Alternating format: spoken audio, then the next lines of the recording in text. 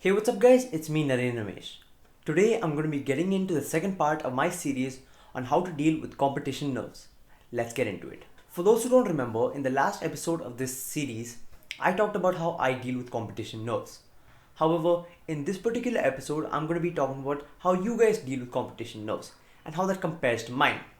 I did this by using a Google form that I asked you guys to fill in my previous episode.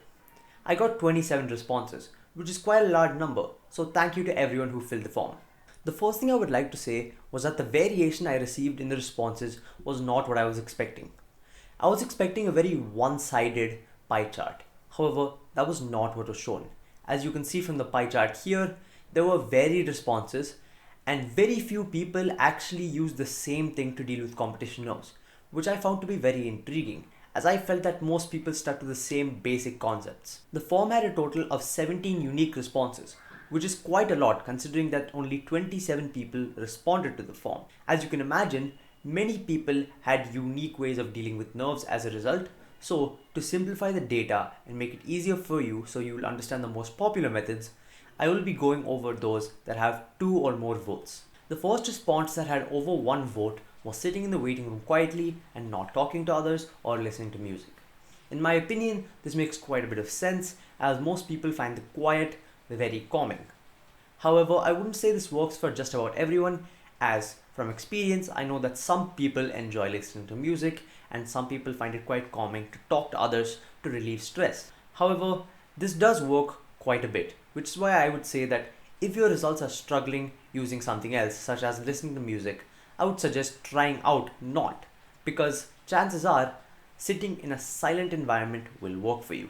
The next response that had over 1 vote was talking to other competitors in the waiting area. While I personally can't do this, as talking to others merely makes me more nervous, I find that quite a few people find it relieving to talk to others as it makes them feel better and it generally makes their mind stray away from the solve. However, this doesn't work for quite a few people and it didn't work for me. Back in 2018, I used to talk to a lot of people in the waiting area and it would often distract me. So I would recommend really dabbling in what you would like to do in the waiting area so you don't ruin your solves because you're talking to others or even being silent, because sometimes being silent might not work for you. The next response that had over 1 vote was rather shocking, and it was coming to terms with bad results. This was shocking to me because I assumed that most people react poorly to bad results, but I suppose some of you at least have been able to come to terms with bad results. Just to explain it briefly, it's essentially realizing that bad results at an official competition isn't the end of the world and you can always improve and come back stronger next time. You shouldn't let a bad performance in one final ruin other competitions or other events in that competition or even interactions with your friends, which are all very important as well. This is the first response that had 3 votes, as all of the other ones I previously mentioned only had 2. And in my opinion, the reason why it has 3 makes quite a bit of sense. This reason is because it has been discussed by other top cubers, which is why many people today have started using it, just as I have. And it is to use the 1 minute prior to solving well. This could include small things like getting comfortable in your chair or taking a drink of water, all of which could potentially improve your solve and make sure you're not uncomfortable, especially if you're doing a long big cube solve. In my opinion, the reason this is so important is because many cubers simply habitually say I'm ready as soon as they sit down, even if they're not. The reason I think this is so important is because many cubers simply habitually say I'm ready even if they're not ready. Only say you're ready if you're actually ready. And if you're uncomfortable in your seat, you need a drink of water, you need to warm your hands, do that before you say you're ready.